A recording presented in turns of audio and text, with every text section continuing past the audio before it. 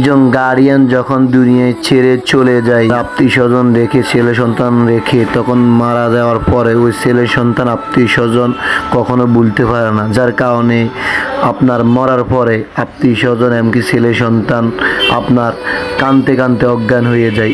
এমনই পরিস্থিতি হয়েছে আজকে আমাদের বাড়িতে। আসসালামু আলাইকুম, আশা করি সবাই ভালো আছেন। চলে আসছে একটা ভিডিও নিয়ে। তো আজকের ভিডিওটা হলো মূলত আমার দাদি দীর্ঘদিন ধরে অসুস্থ ছিল, যার কারণে হঠাৎ করে মাগরিবের পরে দিয়ে অসুস্থ হয়ে গেছে। আপনার উনি স্ট্রোক করছে, স্ট্রোক করার পর দিয়ে তাড়াতাড়ি করে আমরা সবাই মিলে উনিকে মেডিকেল নিয়ে গেছি আমাদের সরকারি জেনারেল হাসপাতালে। নেওয়ার পরে ওইখানে পরীক্ষা নিরীক্ষা করার পরে দিয়ে আপনার হার্ট পরীক্ষা করছে।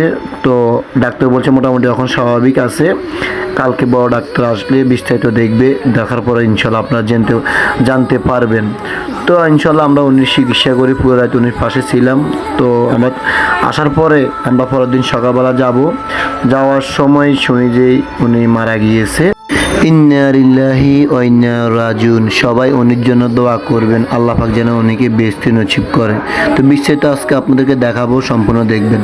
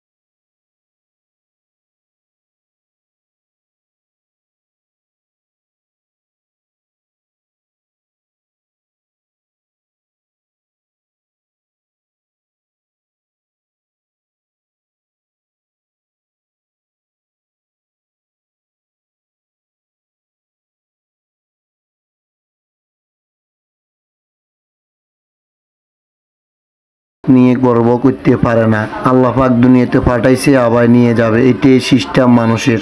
হ্যাঁ, তো আসলে মূলত উনি যে হয়াত পেয়েছে এটা হয়তো আমরা কখনো পাবো না, কারণ উনিরা আগের জমানার মানুষ। উনিরা যেভাবে চলছে, যেভাবে অন্যদের চলাফেরা আসিল, ওইভাবে আমরা কোনোদিন চলতে পারবো না। যার কারণে আমাদের হয়াত তো আল্লাহ পাক ওই হিসেবে ধার্য করেছে। মানুষের প্রতিটা মানুষের কাজ কারবারের উপরে এমনকি চলাফেরার থেকে হয়াত নির্ধারণ করে আল্লাহ পাকে। তো উনিরা ভালোভাবে চলছে, সুন্দরভাবে চলছে আপনার, যার কারণে তাদেরকে আল্লাহ পাক হয়তো বেশি দান করছে।